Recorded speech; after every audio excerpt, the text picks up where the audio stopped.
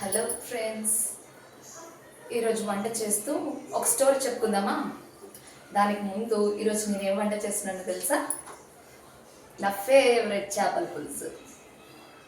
సరే, స్టార్ట్ చేసేద్దామా? ఈరోజు స్టోరీ ఏంటంటే, అనగనగా ఒక ఊళ్ళో ఒక పులి ఉండేది. ఆ పులి ఒక చిన్న ఆఫీస్ని నడుపుతూ ఉందన్నమాట. ఆ నడుపుతూ ఉంటే ఆ ఆఫీస్లో పనిచేసేది ఒక పిల్లి. అది నమ్మకంతో, యజమాని ఏం చెప్పినా నమ్మకంతో పనిచేసేది. అది చేస్తూ రాబడి చూసి చూసి ఇంకా ఎగుమతిని పెంచాలి అని చెప్పి పులి అనుకుంటుంది.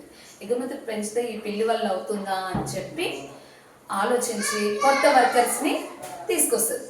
కొత్త వర్కర్స్ని తీసుకురావాలని చెప్పి అప్డేట్ చేయాలని చెప్పి రాబిట్ అనే వర్కర్ని తీసుకొస్తుంది. ఈ ఆఫీస్ని ఎలా అయినా అప్డేట్ చేయి, ఎగుమతి పెంచాలి నువ్వు అని చెప్పి ర్యాబిట్ని తీసుకొస్తుంది పులి.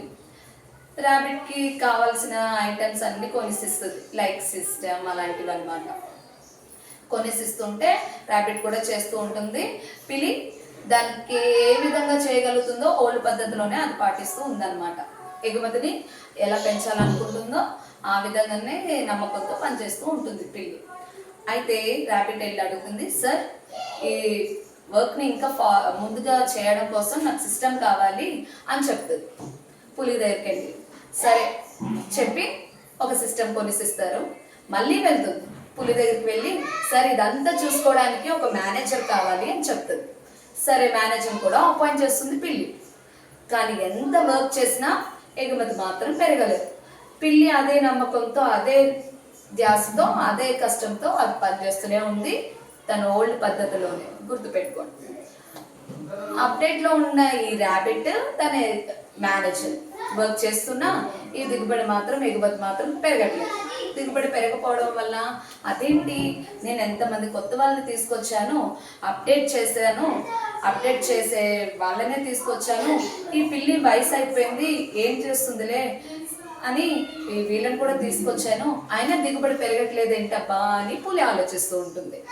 అప్పుడు ఆలోచిస్తూ ఉంటే ఏం చేయాలి అని అంటే, అప్పుడు ర్యాబిట్ అనే వ్యక్తి న్యూ జాయినర్ కదా, ఆ న్యూ జాయినర్ వచ్చి ర్యాబిట్కి చెప్తుంది అనమాట.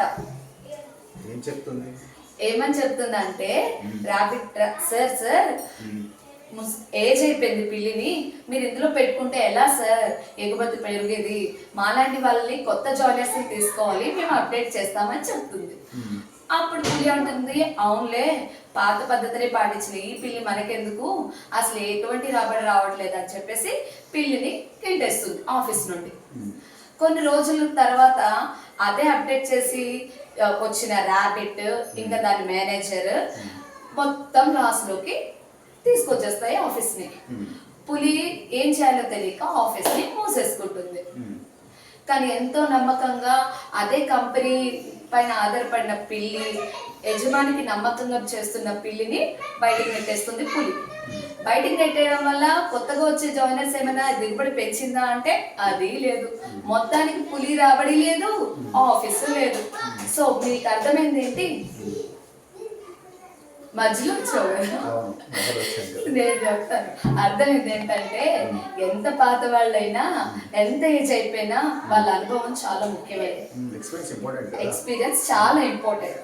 అలానే నేను న్యూ వాళ్ళని అప్డేట్ చేస్తున్న వాళ్ళని నేను తప్పు పట్టట్లేదు, కానీ ఉండే వాళ్ళని, మీ పైన నమ్మకం ఉండే వాళ్ళ పైన, మీ నమ్మకంతో పనిచేసిన వాళ్ళని కాస్త చూస్తూ ఉండాలి.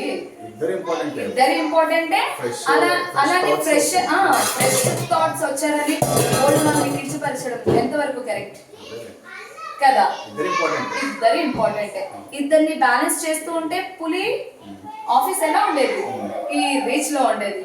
కానీ బ్యాలెన్స్ చేయకుండా వీళ్ళు ఓల్డ్ అని, వీళ్ళు న్యూ జాయినర్స్ అని అప్ అండ్ డౌన్ చేస్తుంటే ఏమవుతుంది, మొత్తం గోవింద.